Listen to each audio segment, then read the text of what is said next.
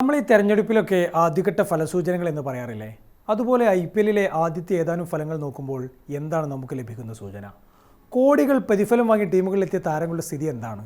അതേസമയം ചെറിയ തുകക്ക് വാങ്ങിയവർ ഞെട്ടിക്കുന്നുമുണ്ട്. പരിശോധിക്കും. ആരൊക്കെയായിരുന്നു ഈ ലേലത്തിലെ താരങ്ങൾ? ഒന്ന്, കാമറോൺ ഗ്രീൻ.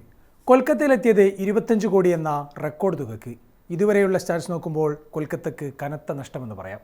3 മത്സരങ്ങളിൽ നിന്നും നേടിയത് വെറും 24 റൺസ്. പക്ഷേ ഇതിനേക്കാൾ കൊൽക്കത്തയെ നിരാശപ്പെടുന്നത് ഗ്രീൻ പന്തെടുക്കാത്തതാണ്. പരിക്കിൽ നിന്നും പൂർണ്ണമായി ഫിറ്റ്നസ് വീണ്ടെടുക്കാത്ത ഗ്രീനിന് ഓസീസ് ക്രിക്കറ്റ് ബോർഡ് ഇനിയും ക്ലിയറൻസ് സർട്ടിഫിക്കറ്റ് കൊടുത്തിട്ടില്ല.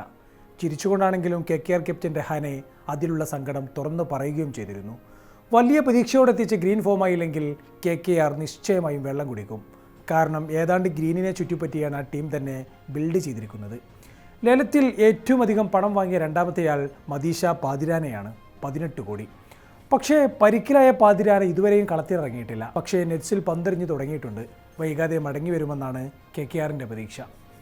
ലേലത്തിൽ ഞെട്ടിക്കുന്ന 2 പർച്ചേസ് നടത്തിയത് ചെന്നൈ ആയിരുന്നു. പ്രശാന്ത് വീറിനും കാർത്തിക് ശർമ്മക്കും കൊടുത്തത് 14.20 കോടി രൂപ വീതം. അൺക്യാപ്ഡ് താരങ്ങൾക്ക് കിട്ടുന്ന റെക്കോർഡ് തുക. ചെന്നൈയുടെ ഫ്യൂച്ചർ ഇൻവെസ്റ്റ്മെൻറ്റ്. ധോണിയില്ലാത്ത സാഹചര്യത്തിൽ ടീമിൽ ഇടം ലഭിച്ച കാർത്തിക് ശർമ്മ 3 മത്സരങ്ങളിൽ നിന്നും നേടിയത് 25 റൺസ് മാത്രം. എന്നാൽ ഓൾറൗണ്ടറായ പ്രശാന്ത് വീർ ആദ്യ മത്സരത്തിൽ 6 റൺസുമായി നോട്ടൗട്ടാകുകയും രണ്ടാം മത്സരത്തിൽ 43 റൺസ് നേടുകയും ചെയ്തിട്ടുണ്ട്. മത്സരങ്ങളും സമയവും ഏറെ ബാക്കിയുള്ള ഇവരെ ജഡ്ജ് ചെയ്യാൻ സമയമായിട്ടില്ല. എങ്കിലും 14 കോടി നൽകാനുള്ള വകുപ്പുണ്ടായിരുന്നോ എന്ന ചോദ്യം പലർക്കുമുണ്ട്. ലേലത്തിൽ സൺറൈസേഴ്സിൻ്റെ ഏറ്റവും വലിയ പിക്ക് ലിയാം ലിവിങ്സ്റ്റണാണ്. ചാമ്പ്യന്മാരായ RCB റിലീസാക്കിയ ലിവിങ്സ്റ്റണായി 13 കോടിയാണ് ഹൈദരാബാദ് എറിഞ്ഞത്. ആദ്യ 2 മത്സരങ്ങളും കളിക്കാത്ത ലിവിങ്സ്റ്റൺ ലക്നൌക്കെതിരെ ഓറഞ്ച് ജേഴ്സിയിൽ അരങ്ങേറ്റം കുറിച്ചിരുന്നു. പക്ഷേ നേടിയത് 20 പന്തിൽ നിന്നും 14 റൺസ്. മറ്റൊരു ഉയർന്ന പിക്കായ മുസ്തഫിസുറിൻ്റെ കാര്യം പ്രത്യേകം പറയുന്നില്ല. 8.60 കോടിക്ക് ലക്നൗ വാങ്ങിയ ജോസ് ഇംഗ്ലീഷ് ആകട്ടെ കല്യാണ തിരക്കിലാണ്. ഈ മാസം കല്യാണം നിശ്ചയിച്ച് ഈ ഓസീസ് താരം എന്ന് കളത്തിലിറങ്ങുമെന്ന് വ്യക്തമല്ല. പക്ഷേ ലേല സമയത്ത് തന്നെ താരം ഇക്കാര്യം ടീമിനെ അറിയിച്ചിരുന്നു. പഞ്ചാബ് റിലീസ് ചെയ്തതും ഈ കാര്യം കൊണ്ട് തന്നെയാണ്. 8 കോടിയിലേറെ നൽകി ഡൽഹി വാങ്ങിയ കശ്മീർ സൂപ്പർ താരം ആക്കിം നബിക്കും ഇതുവരെ കളത്തിലിറങ്ങാനായിട്ടില്ല. രഞ്ജി ട്രോഫിയിൽ മിന്നിത്തിളങ്ങിയ കശ്മീർ സൂപ്പർ താരം വൈകാതെ അരങ്ങേറിയേക്കും. ലേലത്തിൽ RCB-യുടെ ഏറ്റവും വലിയ പിക്കായ വെങ്കടേഷ് അയ്യർക്കും ഇതുവരെ അവസരം കിട്ടിയിട്ടില്ല. മറ്റൊരു ഇടങ്കയ്യനായ ദേവദത്ത് പടിക്കൽ 3-ാം നമ്പറിൽ മിന്നിത്തിളങ്ങുന്നതാണ് ഇതിന് കാരണം. ഇനി ലേലത്തിനു പുറമെ കോടികൾ എറിഞ്ഞ ട്രേഡുകളും ഒരുപാട് നാം കണ്ടതാണ്. ഇതിൽ പ്രധാനം CSK ആഘോഷപൂർവ്വം നടത്തിയ സഞ്ജു സാംസൺ ട്രേഡാണ്. 18 കോടി നൽകിയ ട്രേഡ് ചെന്നൈക്ക് നഷ്ടമാണെന്ന് പറയാനാകില്ല. കാരണം സഞ്ജുവിൻ്റെ കരിയർ ഗ്രാഫ് ലോകകപ്പോടെ ഉയർന്നത് ബ്രാൻഡിങ്ങിനും ഫാൻ പേറിനുമെല്ലാം കാരണമായിട്ടുണ്ട്. പക്ഷേ കളിക്കളത്തിൽ അതിനൊത്ത പെർഫോമൻസ് ഇതുവരെ ചെന്നൈക്ക് കിട്ടിയിട്ടില്ല. എന്നാൽ പറഞ്ഞുവിട്ട ജഡേജയാകട്ടെ രാജസ്ഥാനിൽ ക്ലിക്കായിട്ടുമുണ്ട്. ചെന്നൈക്കെതിരെയുള്ള മത്സരത്തിൽ തന്നെ 3 ഓവറിൽ 18 റൺസ് കൊടുത്ത് 2 വിക്കറ്റുകൾ ജഡേജ എടുത്തിരുന്നു. ഇതിൽ പറയേണ്ട മറ്റൊരാൾ മുഹമ്മദ് ഷമിയാണ്. 10 കോടിക്ക് ലക്നൌവിലേക്ക് പോയ ഷമി തൻ്റെ ക്ലാസ് വീണ്ടും തെളിയിച്ചിട്ടുണ്ട്. പ്രത്യേകിച്ചും ഹൈദരാബാദിനെതിരെ ഷമി എറിഞ്ഞു തീർത്തത് അതിഗംഭീരമായ സ്പെല്ലാണ്. 4 ഓവറിൽ 9 റൺസ് മാത്രം കൊടുത്ത് 2 വിക്കറ്റും എടുത്തു. ആദ്യ മത്സരത്തിലും 4 ഓവറിൽ 28 റൺസ് മാത്രമാണ് ഷമി കൊടുത്തിരുന്നത്. എന്നാൽ ഹൈപ്പോ കോടിക്കിലുക്കുമോ ഇല്ലാതെ എത്തിയ ഒരു പറ്റം താരങ്ങൾ മിന്നും ഫോമിലാണ്. പ്രത്യേകിച്ചും സമീർ റിസ്വി. 2024-ൽ 8 കോടിയിലേറെ നൽകി വാങ്ങിയ ഉത്തർപ്രദേശുകാരനെ ചെന്നൈ വൈകാതെ റിലീസ് ചെയ്യുകയായിരുന്നു. പിന്നീട് വെറും 94 ലക്ഷത്തിന് ഡൽഹി വാങ്ങിയ റിസ്വി ഈ സീസണിൽ വലിയ പ്രതീക്ഷയാണ് നൽകുന്നത്. കളിച്ച 2 മത്സരത്തിലും പ്ലെയർ ഓഫ് ദ മാച്ചും അർദ്ധ സെഞ്ചുറിയും.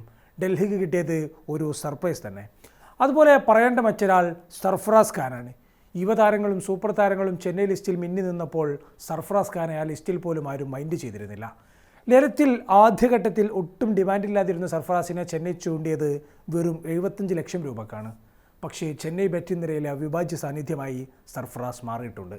മിഡിൽ ഓവറിൽ ബാറ്റ് ചെയ്തിട്ടും നേടിയത് 16 ബൗണ്ടറികളാണ്. തന്നെ ടീമിൽ നിന്നും മാറ്റി നിർത്താനാകില്ല എന്ന ശക്തമായ സൂചനയാണ് സർഫറാസ് നൽകുന്നത്. അതുപോലെ ആദ്യ മത്സരങ്ങളിൽ മിന്നിത്തിളങ്ങിയ മറ്റൊരാൾ ജേക്കബ് ഡെഫിയാണ്.